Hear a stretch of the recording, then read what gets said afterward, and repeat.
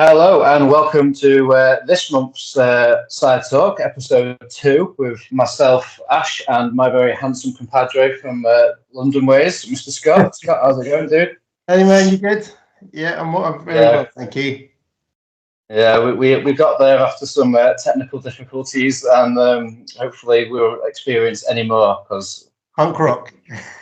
Yeah, something like that. So yeah, we've had we're going to review the last month, which has been April, obviously, and it's been a pretty huge wrestling month, really, hasn't it? Really. So yeah. Should we start with the big old April happening, and that is WrestleMania XL large? What did you think of the whole? Yeah, the whole thing overall. Good stuff. I mean, we were saying previously that we were hoping that brands would start playing to their strengths, and I think that's definitely what they've done with this Mania. You know, it's talked about as being like top 5 by most people. Again, with a 2-night set up, you're always going to get off to a bit of a slow start and kick things up, and things are really going to start coming together and clicking on night 2. I think, you know, the main event was kind of what they do best. It kind of made everything that came before it, like Cody losing last year, click. And, you know, him finishing the story and all the little surprises that there were, the emotion, it was, it's really cemented him as a top guy. And set out what we needed to do, and credit to him. It was a good show, all in all. Could it be one night? Yeah, but it's never going to be one night again. I think if you took some from night 1, some from night 2, and you made a super cut, edited the stuff that didn't work or didn't, you'd have one of the best shows of all time. No danger. Yeah, sure. I mean, I thought night 1 was a little on the slow side.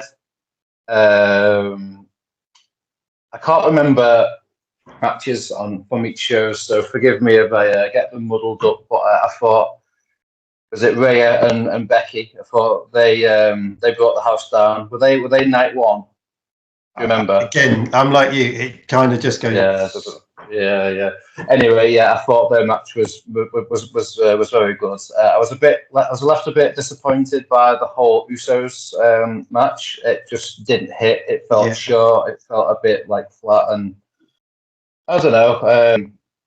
But I'm somebody that's not been particularly tuned into the whole feud throughout the duration, but I get the idea, and it kind of missed, but everyone's just talking about the main event of night 2, really,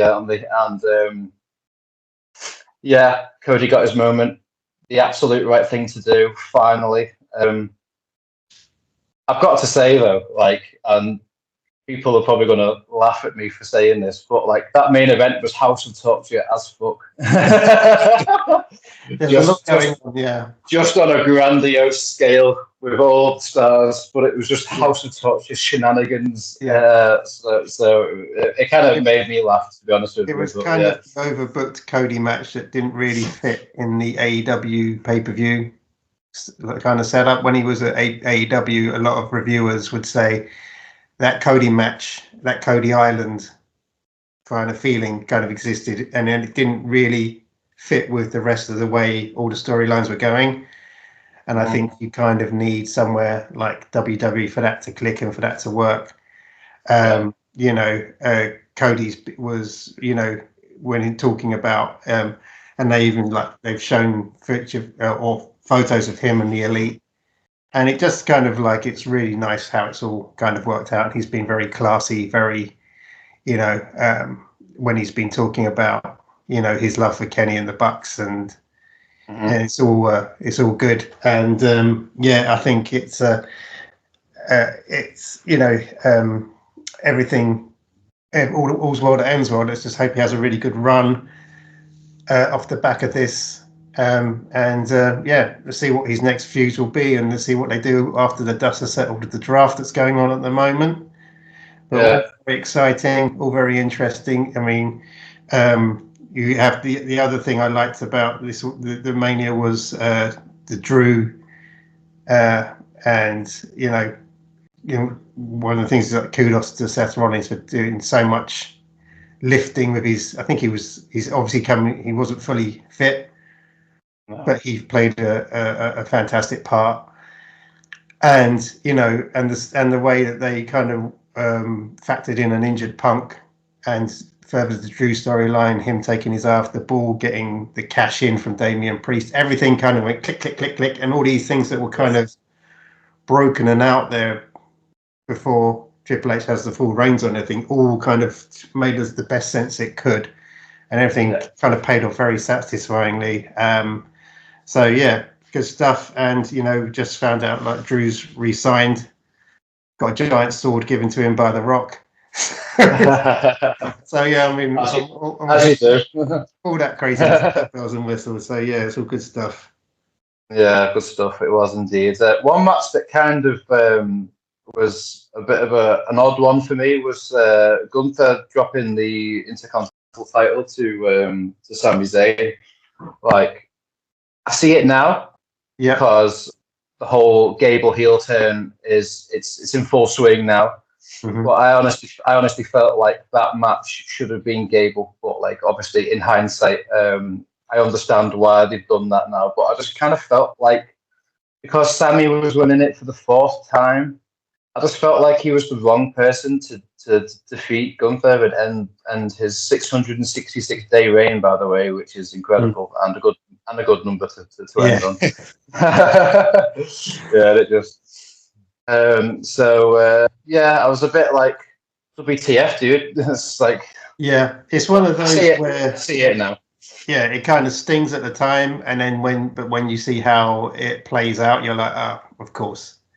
The Gable heel turn. I mean, he's been one of the more underrated members of the roster, and it's good he's going to have time to shine and develop his character in that way. The scene they did on Raw where the Usos walking out, and then Sami came in to the crowd. That one shot, that whole 5-minute shot was fantastic. Really enjoyed that. It's just like the production overall was great. Samantha Irving's her ring announcing was another level. Really good stuff. Her emotion when Cody won really was like Jeff's it was kiss. amazing, brilliant. So it's good that they're kind of focusing on where their strengths are and putting on the best shows that they can. And, like they say, steel sharpens steel. So in an arena with lots of competition, and talking globally, and lots of eyes on wrestling, it's good that all wrestling is upping its game, and we're recording this on the day, I don't know if he still is, but at the moment Joe Hendry is #1 in the UK charts. Is he really? Yeah. I haven't actually looked into that. I know you told me earlier, but I've not looked into it. But is he #1 seriously? Currently for daily sales, I believe in Joe Hendry is #1 in the UK. So it takes an old fossil like me back to the days where, like, the WrestleMania albums that were produced by Simon Cowell are in the charts, and when like wrestling just kind of leaks out of that bubble and it starts, I'm old enough to remember like going to Sainsbury's and you'd have a Macho Man Randy Savage bubble bath in Boots. That's where we need to get back to.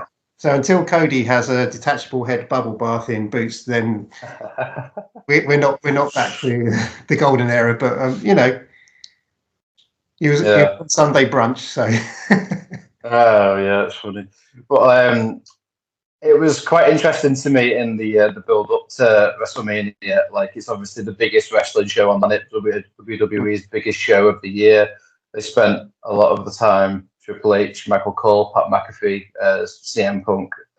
They spent a lot of time kind of taking shots at All Elite Wrestling, which I thought was a little funny, really. Like, why would you spend time kind of giving free publicity to the enemy of in the biggest week of your year kind of thing. It's felt a bit funny, really, but anyway. Yeah, it's kind of like if you were going onto your partner about some other person that you were trying to convince them you weren't interested in. It's like, well, why are you talking about that person all the time? You know, or you're talking about someone that you don't consider a threat all the time. It's kind of like, and both companies are kind of, we'll probably get onto this with the footage and whatnot. Yeah. They're kind of like, they're taking shots at each other, but I kind of prefer the kind of little ones that fly under the radar, like little things that are said in promos and stuff. I'm not so. Grayson Waller. Yeah. I'm example, Grayson Waller. Yeah, I mean, that's funny, and it gives someone a chance to shoot back, you know. And I'm not such a fan of, these long, overdrawn, like backstage politics. It's kind of take away, if anything, they take away from what's going on in the ring.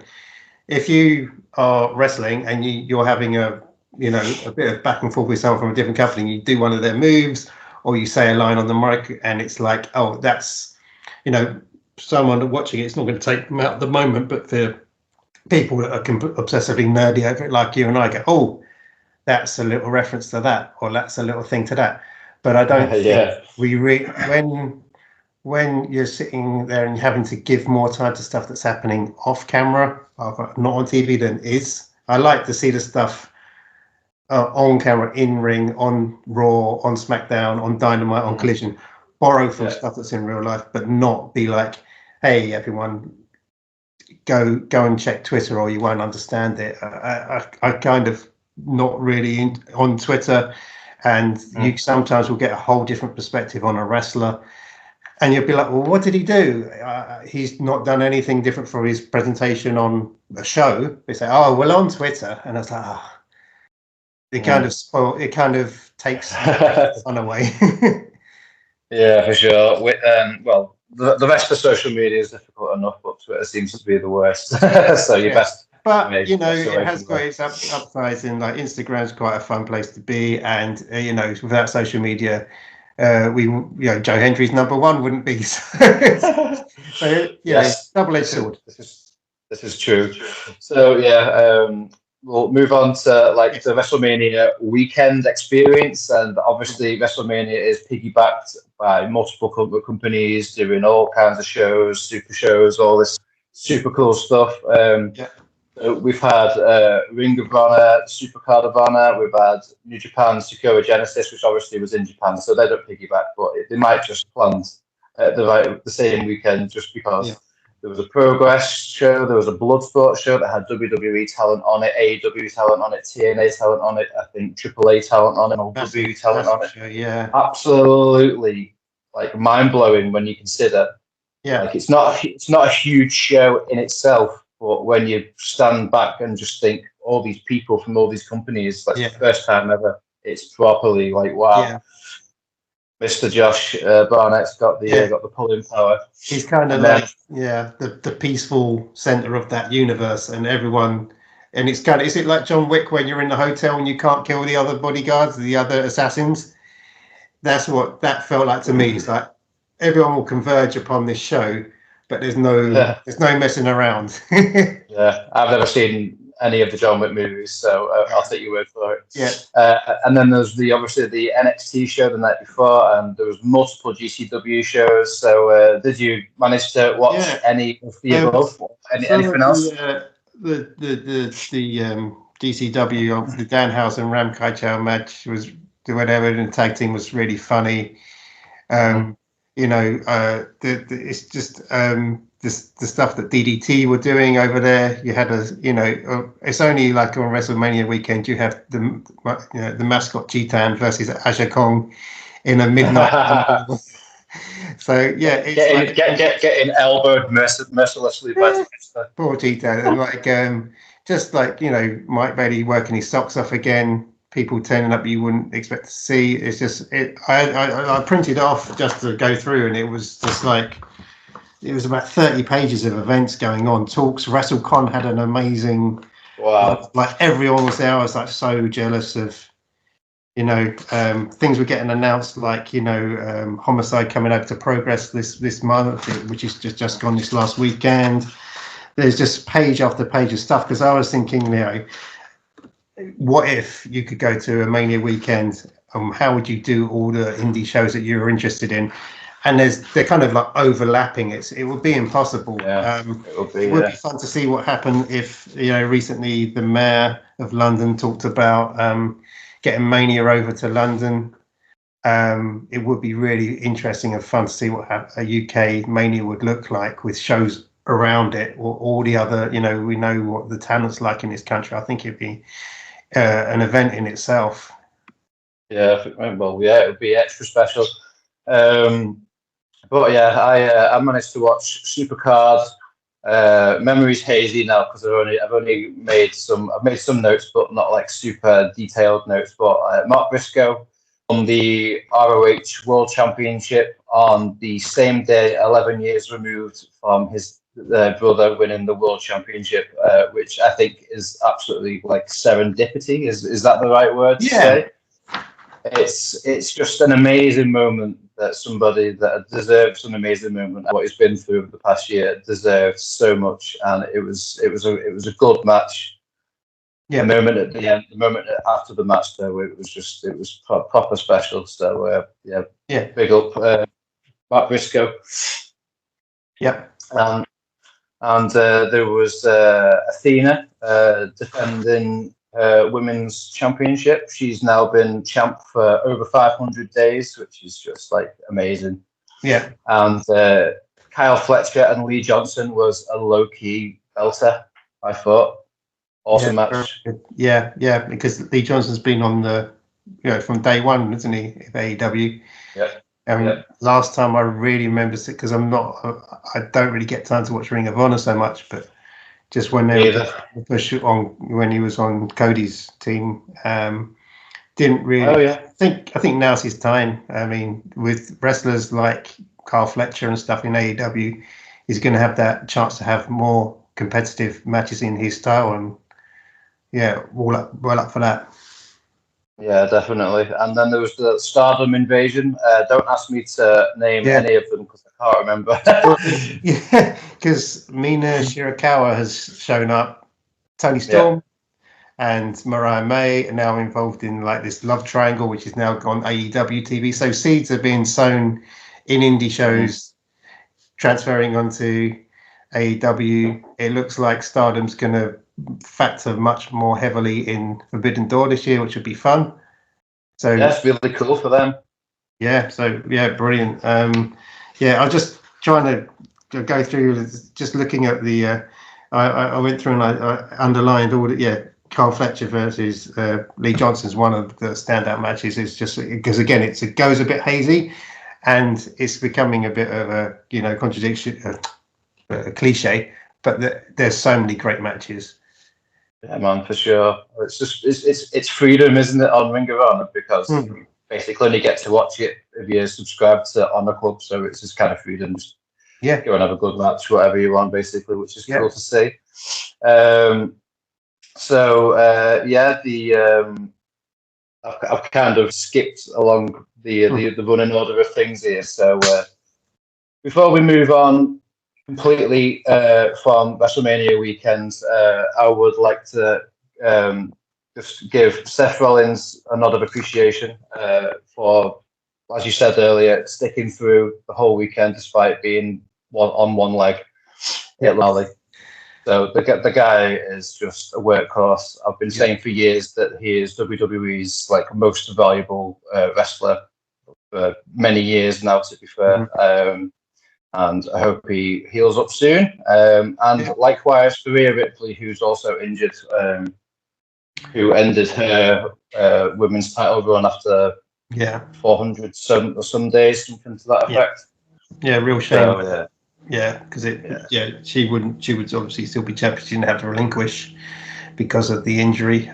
Massive star. I think when Forbes issued their list of top combat sports companies, obviously WWE, I think UFC was number one, WWE is number two, and then it was AEW.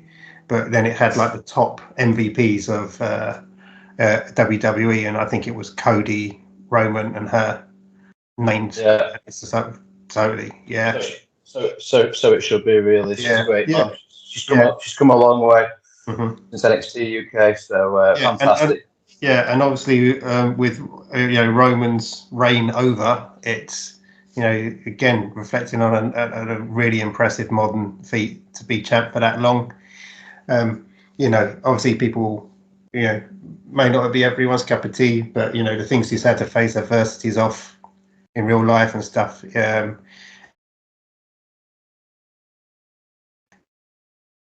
Kind of like dedication and where he's come from being booed out of the building to being like this unstoppable force, and then for Cody to beat him. If that belt was on anyone else, it wouldn't have meant as much.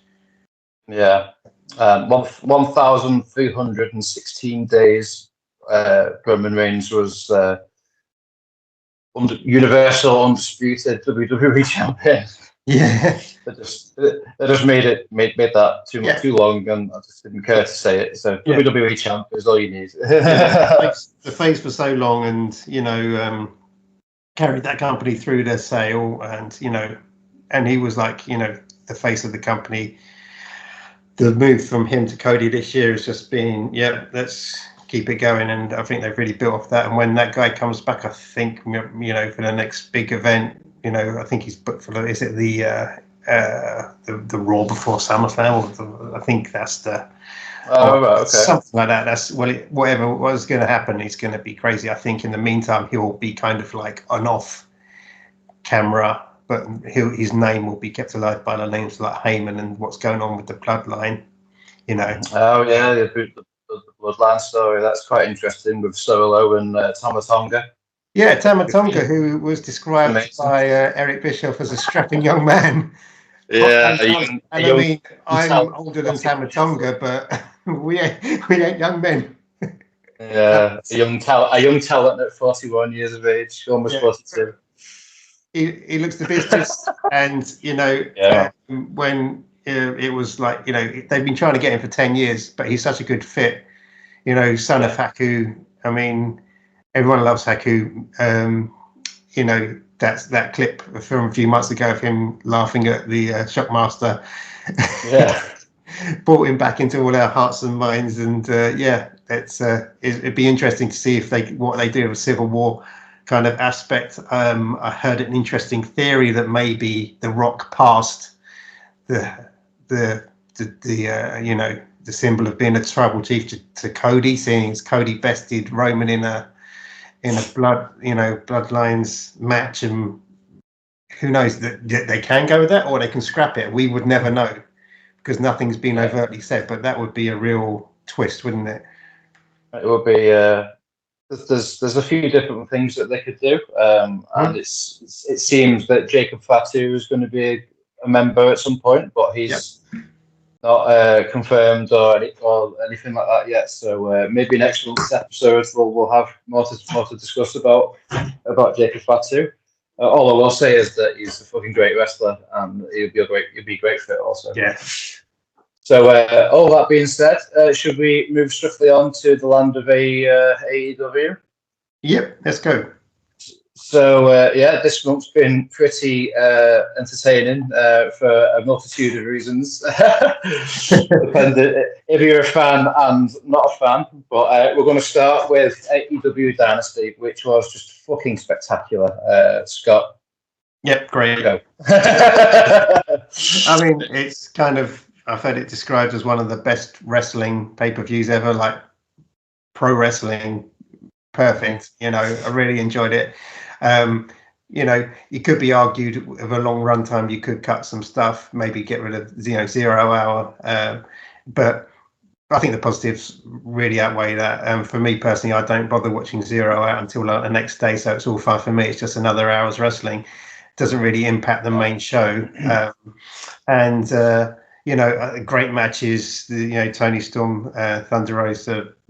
I think we were discussing. It's kind of like showing faith in two quality wrestlers, women wrestlers, and their ability, and not stuffing it with run-ins and interference. Like you like to think they're learning on certain aspects. Kyle O'Reilly and Roderick Strong, brilliant match. Again, I went back to watch it outside of pay-per-view just because there was so much going. There was so much to watch. It was just kind of like delicious meal after delicious meal, and you had to you're like, oh, the next course, and go back and have a look. Jericho and Hook. Well, it was a good match. Yeah, it was okay. It went a bit too long for me. I just don't know where. I think the problem with Jericho is he's obviously leaning in to, hey, everyone hates me, but I love you, kind of thing. And I just think it's kind of pulled the trigger on it a bit too late. And now people just kind of like, oh, just have a rest, mate. Yeah, it's like go away heat, isn't it? As opposed to like heel heat or whatever. So it didn't kill it too much for me. But then the FTR Young Bucks. I mentioned to you that when after we watched it, it was kind of like they will take a not so great build and always have a great match. All four of their encounters are fantastic, and this added more layers, more depth, something new to it. And then the Swerve and Samoa Joe was a great match. It's great to see Swerve crowned as new champ. I think we're a week on, and he's had 3 matches already, and they've all been absolute bangers. So fighting champion. Yeah, and then the greatest wrestling match of all time, Danielson versus Ospreay. It was absolutely astonishing. Like I don't think I blinked or breathed anything. Like the whole 32 minutes that the match was going on, it was just like time stood still. It felt special, and it over delivered. I knew everybody knew it was going to be amazing. And it was just next level, absolutely next level. What an absolute treat to be able to watch two of the absolute greats. You could argue Ospreay's not quite there, but he will be. He's well on the way. From like different generations colliding. It was amazing, man. Absolutely amazing. Yeah. And the end didn't bother me all that much, because I feel like it's going to lean into Danielson's kind of like semi-retirement story arc. Like I'm tired. I'm hurt. I sound like CM Punk now, don't I? Yeah. But you always can I still do this kind of thing? I just kind of feel like that's where he's going, but we'll see. But yeah, even after like Pac and Okada, which is so good, like I can't think of a better show opener. It's hard. Like the hype was real for this match for me, and like you said, Kyle O'Reilly and Roddy was awesome, and and the main event was good. It was exactly what it needed to be, which was just kind of like just give the right ending. The journey there was good. The ending was awesome, very special. And I want to just say I felt like the Bucks and FTR were very clever to make their match a ladder match, because I felt like with all the incredible straight up wrestling matches that were going on, especially after Ospreay and Danielson, they followed that match. Is that correct? Yeah. Yeah. So they didn't make it an ordinary wrestling match. They made it a kind of spot fest, kind of, if you want it, for lack of a better term. They made it different and stood it apart. And I thought that was a really, really clever touch, because they knew the crowd would be so emotionally burnt out from the Ospreay Danielson match. So yeah, they know what they do. They know what they're doing, guys. They really, really do. And the whole Jack Perry return and reveal was just, it was mwah! That smirk. I've not been able to stop thinking about it for days, man. It's amazing. Yeah, when you consider that, like when it was previously thought he was coming back and maybe it was going to be the devil, you could hear the eye rolls. Oh, God, Jack. Yeah, nobody wanted that. Everyone loves Smirky. Little ain't I a stinker grin, when you see that look, and he's really come along. His time in New Japan has really paid dividends. It's been like a really good excursion for him. And I think if he'd have come back any earlier, he would have been drowned out by, CM Punk chance. But now he's getting his own Crimea River chance. And life gives you lemons, and that whole angle of him being annoyed with Tony for ditching him for 8 months, and he the stories that were coming out from Meltzer about Tony being genuinely upset.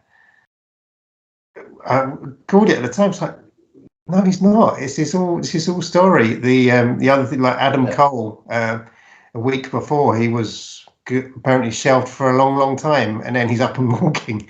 So, and I think recently MJF was in a sling at a Comic-Con, and they said, "No, he's not going to be back." I just don't really know what to believe anymore. I think on both sides, WWE and AEW, they're feeding a lot of stories out there, and it's keeping where people used to know everything before it happened. It's making it less spoilery, even if you can't help but hear some things that are rumored. So if you were to believe, Adam Cole's off the shelf for another 6 months, he's a long way from walking, and then when he gets up out of that wheelchair, you got your moment there, and that was great. Absolutely. Good to see him back, and the looks he was giving Wardlow, fantastic. But again, Wardlow was in the car crash before the show, wasn't he? Which was hairy. So thank God he's okay. And and then I think, was it yesterday, Darby Allin got hit by a bus? I know, right? What the hell?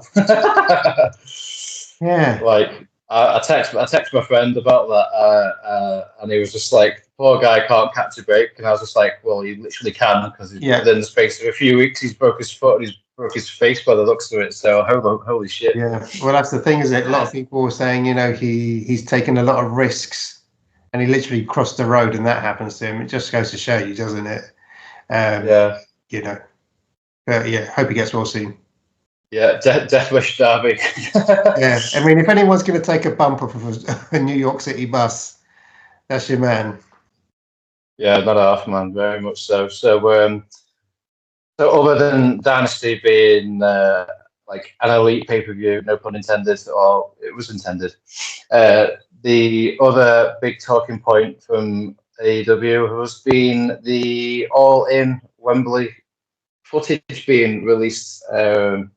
Now, me and you were talking ahead of time, and we both thought it was going to be some kind of like sucker people in, swerve people with like some silliness or whatever, like some actual like all-in footage of the books or whatever, just like dicking around or something, being silly. But to my shock and horror, it was the actual all-in CM Punk incident. I could not believe it. I was watching it with my head in my hands. I was just like, I can't believe they've done this. I can't believe it. And the feeling watching it afterwards, and then for like the following few days, I was just in shock. Like, what have they done? Why have they done this? But I'm at a point now, a few weeks removed, where Jack Perry has returned, and it kind of feels like the footage being shown isn't that bad now, because Jack Perry feels like he's a bigger star because of it. And I don't know. It's at the time it was absolutely horrendous, and it felt embarrassing. But now I'm just kind of like, it probably wasn't the wisest move, but if it's gonna make somebody a bigger star and pique interest of this particular person and this particular story that's happening, then I can see. So I'm easier with it now, to be fair. Yeah, and I think it's played in really well to Jack Perry's return and the whole Elite and Tony Khan angle from last week's Dynamite, should I say? Yeah. which I thought was just impeccable. It was impeccable. I knew it was going to happen as soon as I heard that there was an in-ring section with Jack Perry and Tony Khan. I was just like, I fucking know what's coming. It was great though. It was so much fun. Yeah, I'm so ready. Yeah, I'm so ready. and his selling of the injury through the NFL draft, keeping the neck brace on. Yeah, it's just goofy, and you can't like. I was quite, oh, Tony, what are you doing? When that footage was shown as part of the show, kind of took me out of the show. It wasn't a particularly good episode of Dynamite, probably one of the worst in recent memory. But the two shows since then have both been good, and they both bounced back. Again, so it was a big deal at the time, but already it's kind of always been forgotten about. I don't think it would have changed anyone's opinion. I don't think. I think everyone was universal in thinking it was a bad idea, hence us not believing it to be true until we saw it. But I think if you were on the side of the CM Punk, it wouldn't have changed your mind. And likewise, if you're on the side of Jack Perry, I think it kind of helped that people were looking at Chris Hero in his purple polo shirt, head in hands, and casually walking with a cup of coffee, and it was like the stuff that was going on around it was quite funny. It was quite surreal. It was like when TNA used to show the behind the scenes camera footage. It kind of reminded me of those days, and obviously that was staged, but it just kind of like what the thing that was now that the dust has settled is remarkable to me is how Samoa Joe handled it and got Punk to come out, and then they had that fight, which is still that's a fight I really rate. That was an amazing opener to that show. After that, for that to have happened, hats off to both those guys. What happened happened, but you wouldn't have known. I mean, the grin on Punk's face now makes a whole lot more sense when he came out, seeing as that had happened, not 5 minutes before, but show went on and it did, and for the last time for him in AEW. But I think that kind of footage, if it should have been maybe released earlier, and maybe just like to a news outlet if anyone was really that interested, but to make it part of your show. It kind of was a bit like when Shivani was in WCW telling everyone the results of the Mick Foley match. He's like, just concentrate on what you're doing, guys. And, so I totally bought the whole forlorn Shivani at the end when he was looking down. And I was like, I totally believed, he was, and he may have been, but the line he's saying now is he's just playing that role. He was disappointed in the Bucks' action. It's all part of this. Because you've got this weird thing where it's kayfabe, but someone's been fired for something that wrestlers do within kayfabe all the time. So, it's an odd one. It's an oddity, and it's something that will kind of probably forever on worst things AEW have ever done, top 10 lists from now until the end of time. But, where it's at now, it's kind of, it's kind of, on the upswing, and let's just see where it goes. I mean, obviously Tony takes things very seriously. It's his baby and he's going to fight for it. And I just think it was quite a lot of shots taken by Triple H before.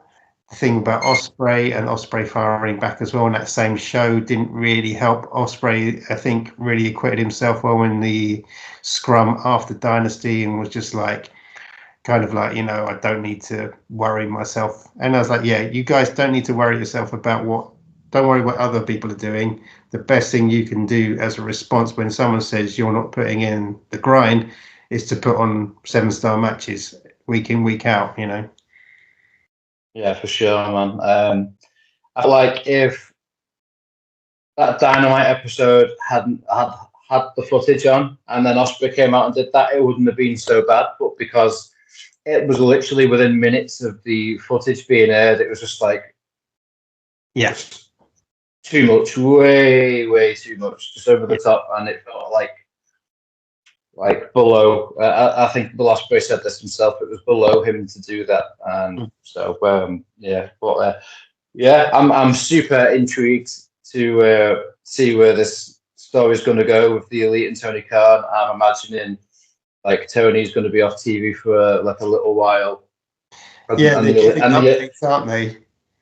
And then the Elite are going to appear to be running the show, basically just becoming the on-screen characters that everybody's been accusing them of being anyway for the past 2 years. It's been these characters are fucking brilliant. I love the Young Bucks. Yeah, they are absolute genius, and all the power to them. It was funny that when they did the Meltzer or the TK driver, that Nicholas Jackson split his trousers, which so the super serious moment, they still look like but you know they're going to reference that, and someone's going to get the blame. They're like, fire the tailor or something. yeah, absolutely. And that's exactly what they should be like.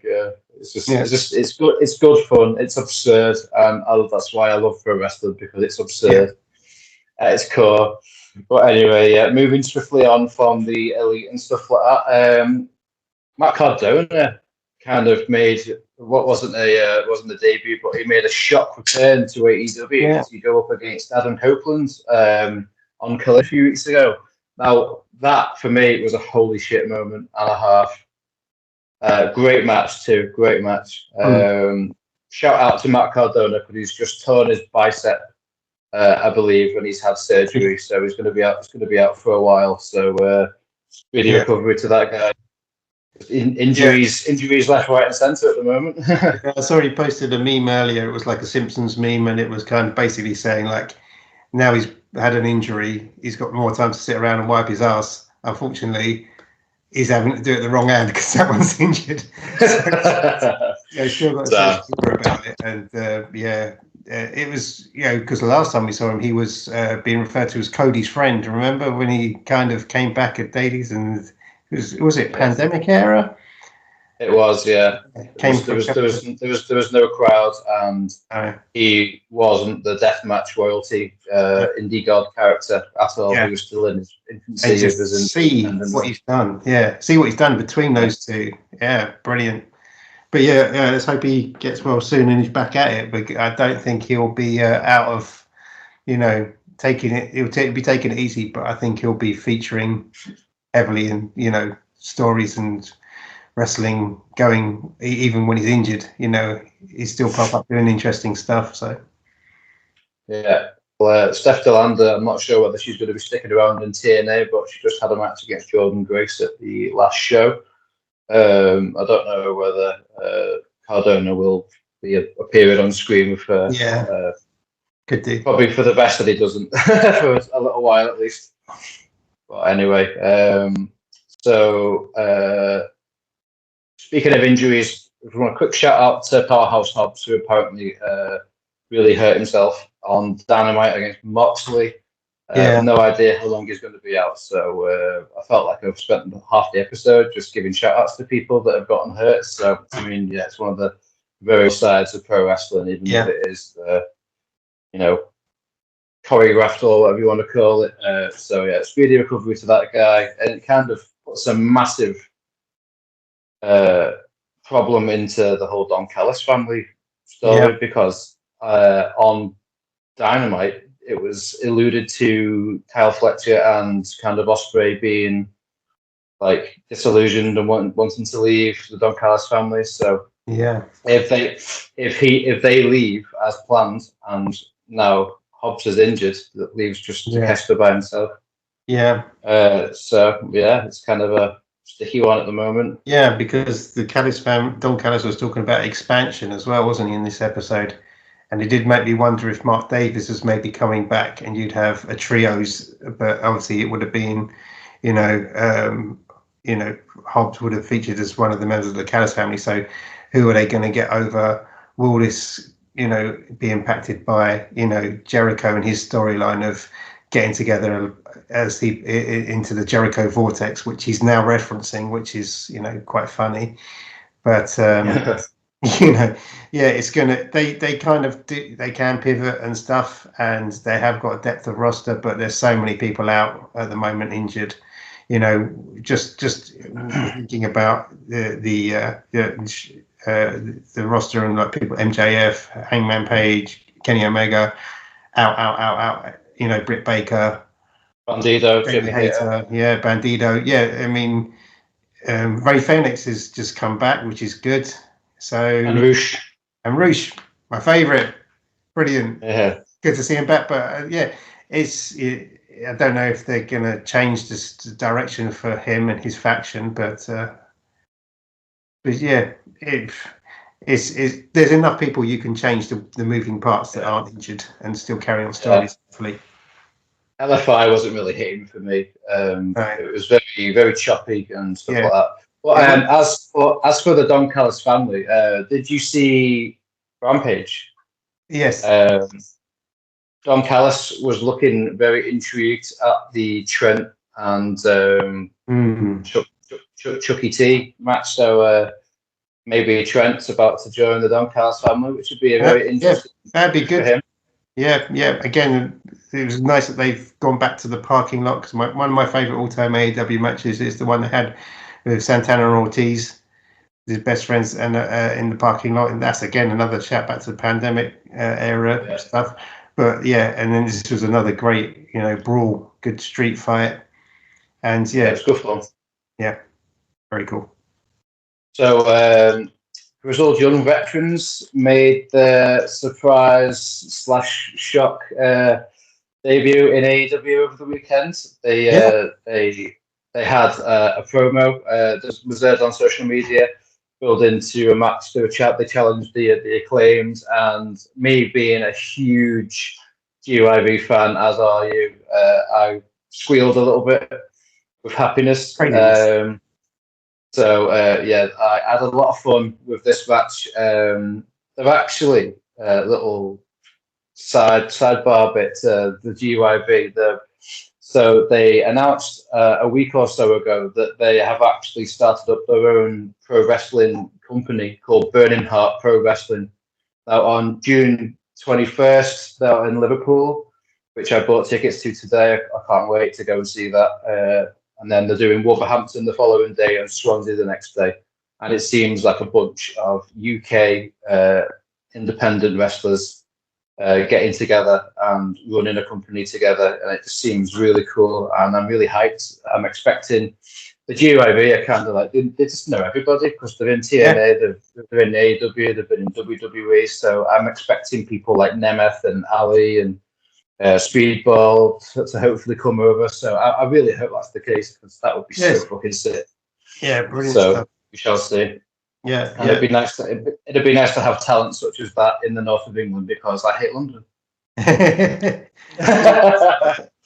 I saw the Rev Pro Rumble. They became champs.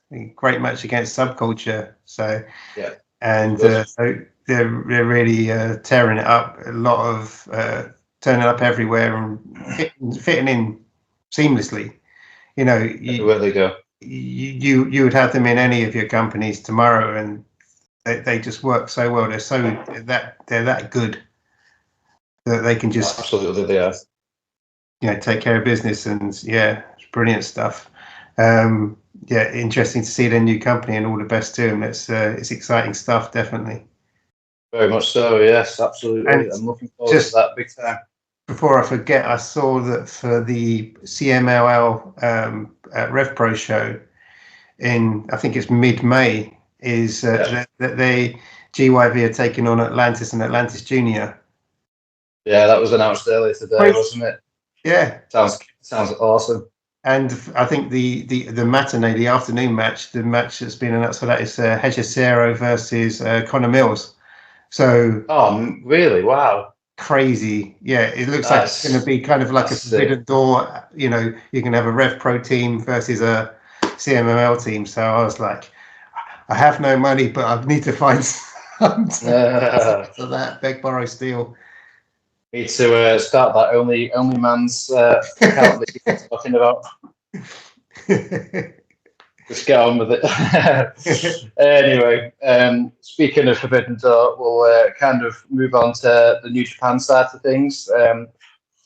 So Sakura Genesis was a few weeks ago over WrestleMania weekend. It was a pretty good show. I can't remember any of the other matches, but the one thing I have made a note of here is that John Moxley became the new, to my shock, IWGP World Heavyweight Champion. I feel, congratulations to him. He's the first person on earth ever to have been AEW, WWE, and IWGP World Champion, and that in itself is just incredible.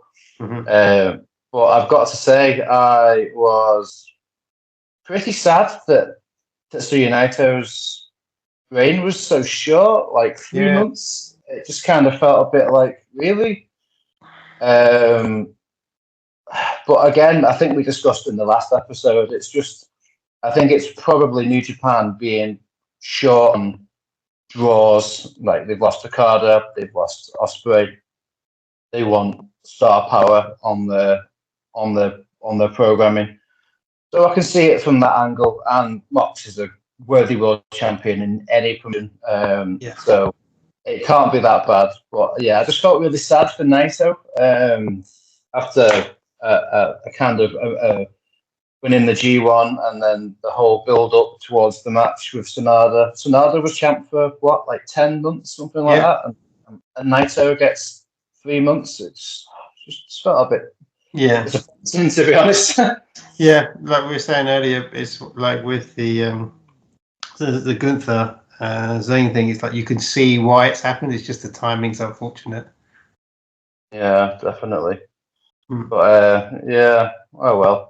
Yeah. I mean, who knows what's going to happen with Naito? It kind of feels like LIJ and the War Dogs have started a big story. So perhaps being the world champ wasn't important in that particular storyline. So fair enough. I'll give it the benefit of the doubt. Speaking of War Dogs, I just want to give a shout out and some respect to Alex Coughlin, who unfortunately had to retire through injury at 30 years of age. That fucking sucks. So now the War Dogs are missing a mustache, a big muscly mustache at that. So yeah, a real shame. The guy. Yeah. Can you imagine how hard he's worked to be a pro wrestler in the New Japan dojos and stuff, only for it to be cut short at 30 years old? Sucks. Really, really sucks.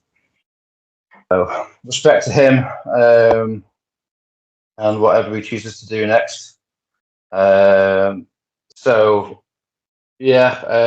things that are going on in New Japan. There was the news that broke the other day. New Japan Bushi Road? They are purchasing Stardom. Yeah, which is noteworthy, very much so. Yeah, definitely. Hopefully, this will mean, like we said earlier, more crossover for things like Forbidden Door. That'd be really good to see. The stars have already started coming over, and I think that's maybe an interesting direction. We're talking about Moxley, and I think he was calling out. Was he? I didn't catch this right, but on Dynamite, he was like talking to Ren Narita through the camera because what he did to his shooter and stuff.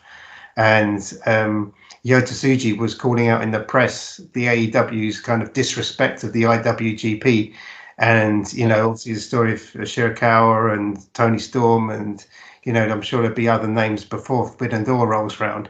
But it really feels for the first time like there is some kind of animosity between, at least in a kayfabe world, between AEW and IWG and New Japan, with the belts, with the kind of, the clash of is a belt being respected or not, things like that. Lots of different angles coming into it. So I think that's going to be something that's maybe missing from the other two. Is it was kind of just a kind of mega mash of these two with dream matches put in, but now I think it may be a bit more drawn down company lines, a bit more see what kind of happens, to see Bullet Club maybe there'll be a mashup with Bullet Club Gold and the War Dogs. Be really interesting to see. Seeing as like there's a lot of OG Bullet Club over in WWE right now as well, and and we've had like a recent anniversary. It'd be interesting to see how both companies deal with the legacy that was started in New Japan. Really interesting. Yeah, for sure. And something that was like puzzling me the other day is that the Bullet Club Gold had been referred to as the Bang Bang Gang, including Tron and including the music change, and that's been happening for the past like month or two. Yeah. I've not even heard the words Bullet Club Gold for quite a while, so maybe they're moving away from it. I don't know. I don't know at all, but it's all good.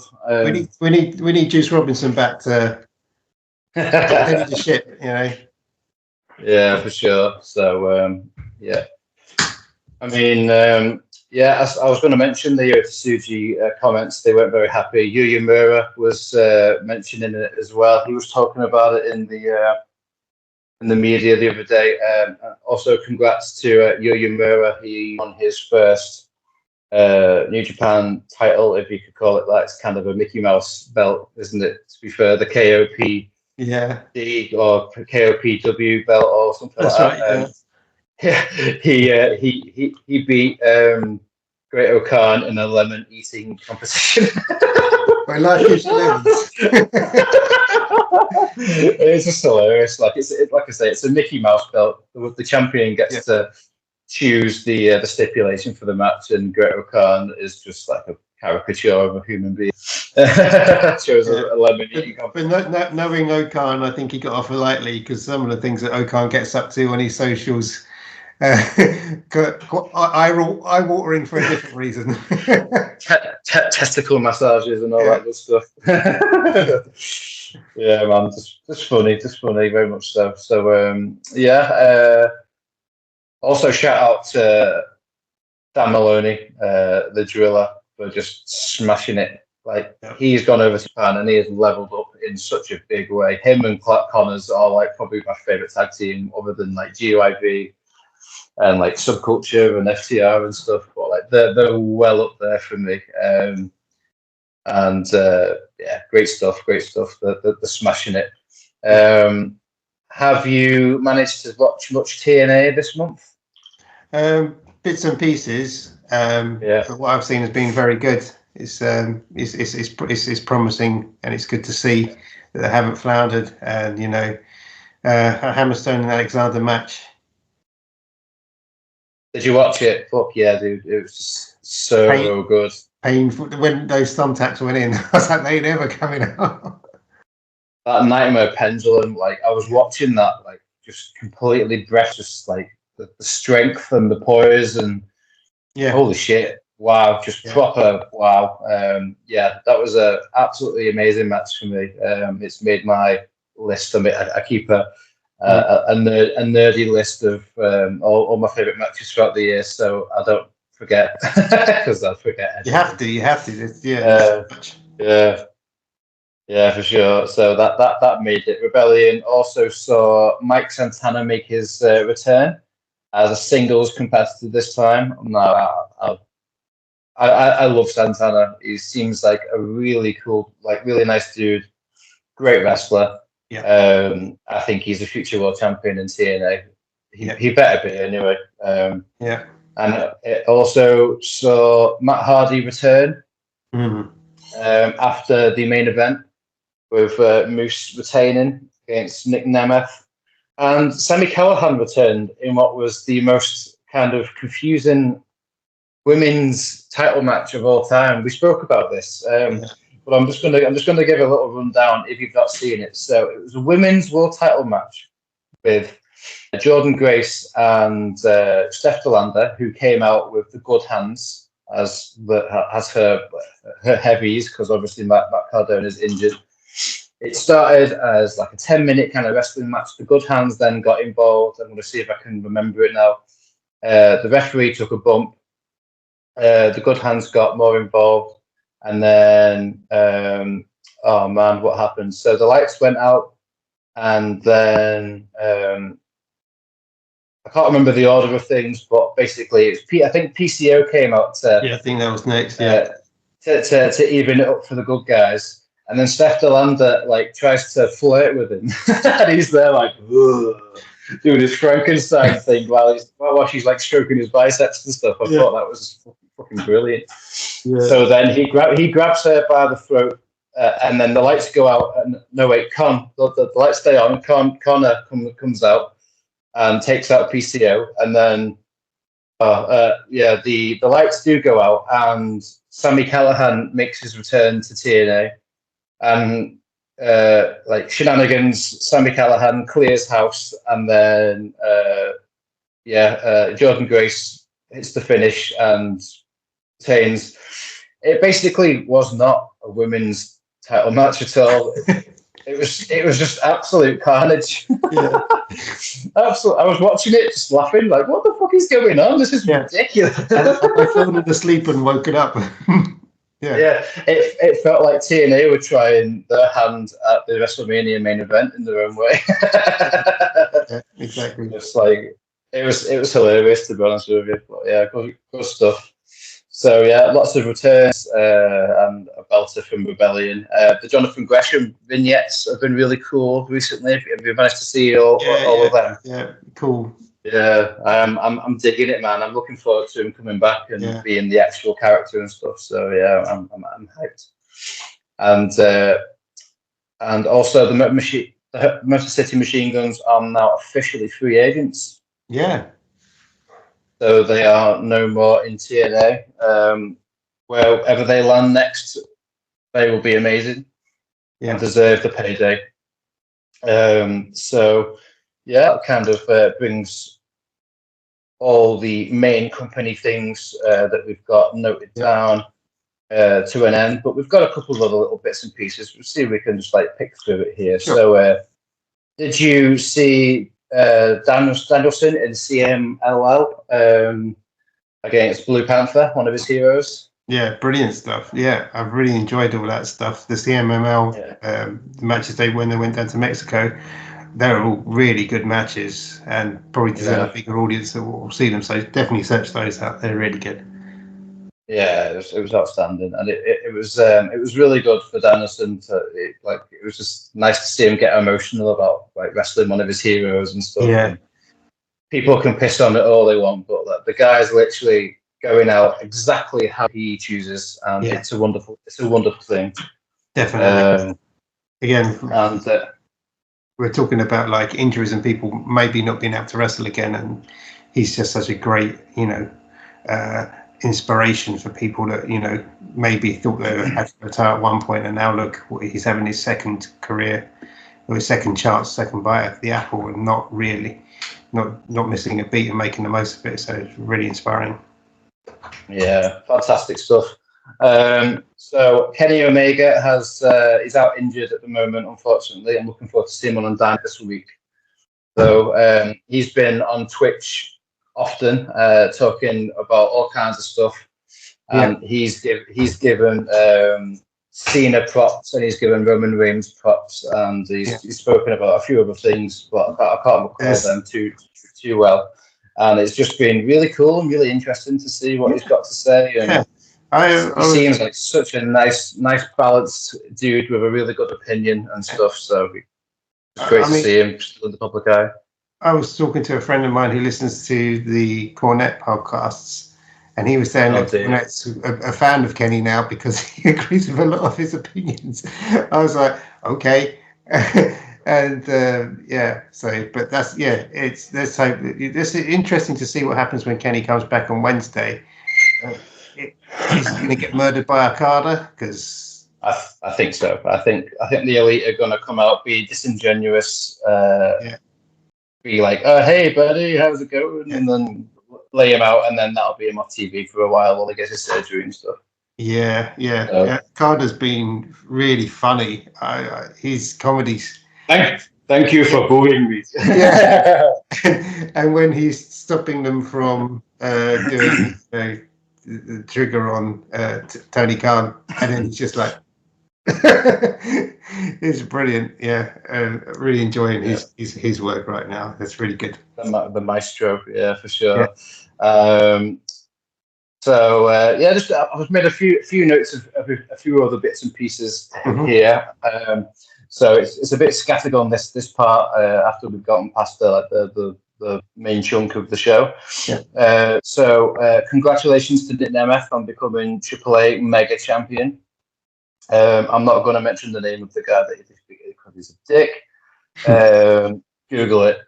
But all I can think of now is Nick Nemeth versus Vikingo once he is healthy again. Yeah. And I'm pretty excited. That's going to be really cool. Yeah. Hell yeah, dude. Other than that, we've got Katsuhiko Nakajima is now a free agent, and I can't wait to see where he lands. Did you happen to see his match against Yuma Anzai? Yes, that was great. Yeah.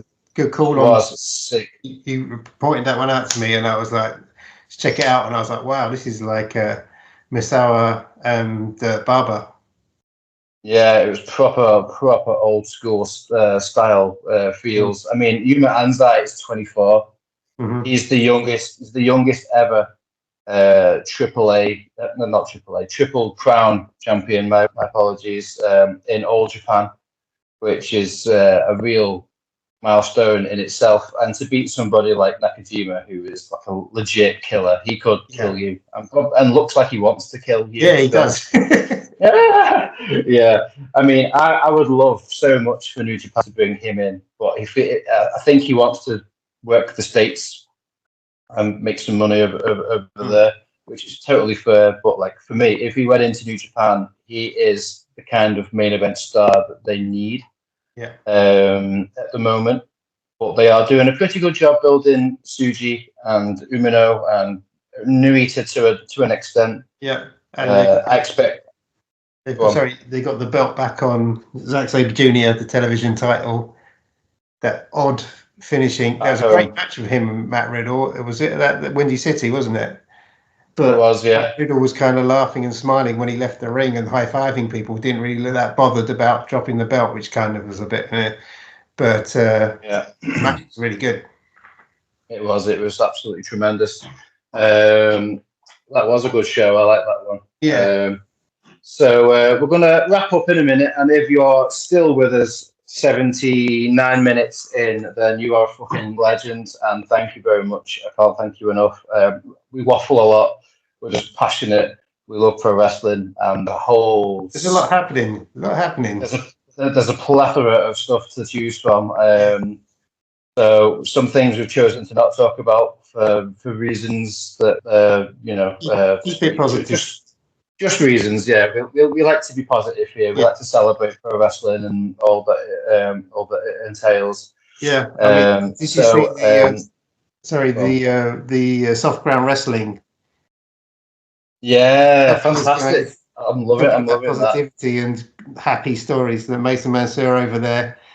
Yeah. Ospreay's talking about he wants to go over the stuff those guys are putting out is really, again, it's inspirational, really funny, really good quality stuff.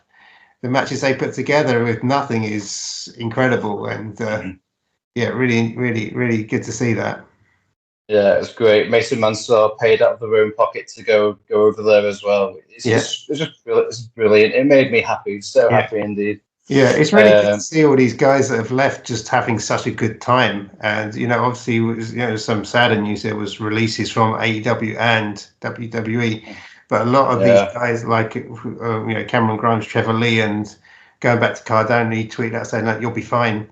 And I think now in the modern landscape is that when you get released, I mean, I've been watching some like Dark Side of the Ring, and like people saying, when I was released from WWF, that was the end.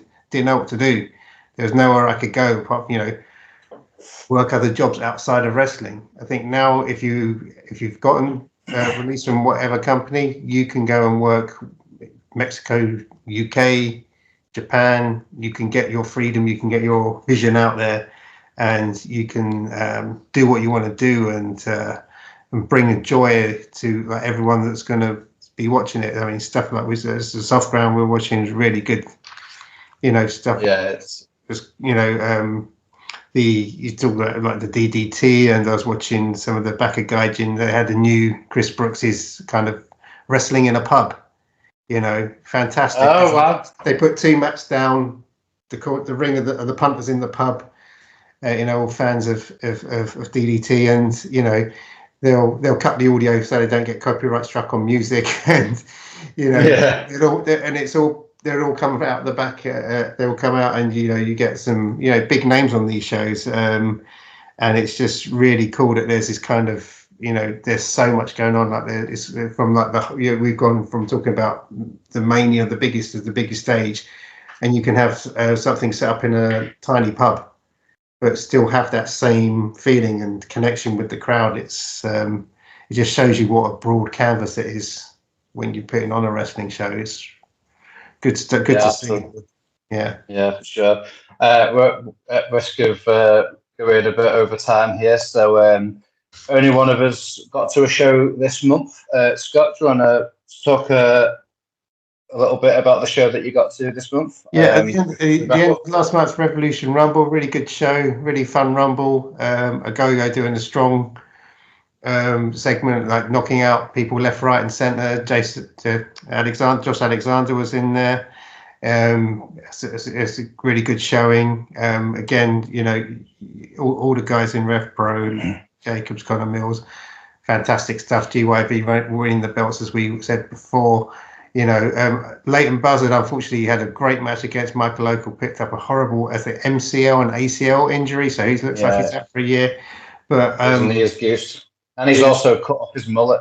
Yeah, but it's the first time I've seen the guy wrestle live, and I was like, I'd heard about him, seen some stuff like videos, clip, but when you see it, he's like, this guy's got such a good presence, such a good old fashioned British heel kind of aesthetic, but also very contemporary as well. And it's kind of like, he's just got one of those, he can shoot the crowd a look. And when he came out for the Rumble hopping on one leg, I thought, oh, this is a bit, but he came out, and then his place was then taken by Connor Mills, and they worked their way around it, so they're thinking things up on the fly.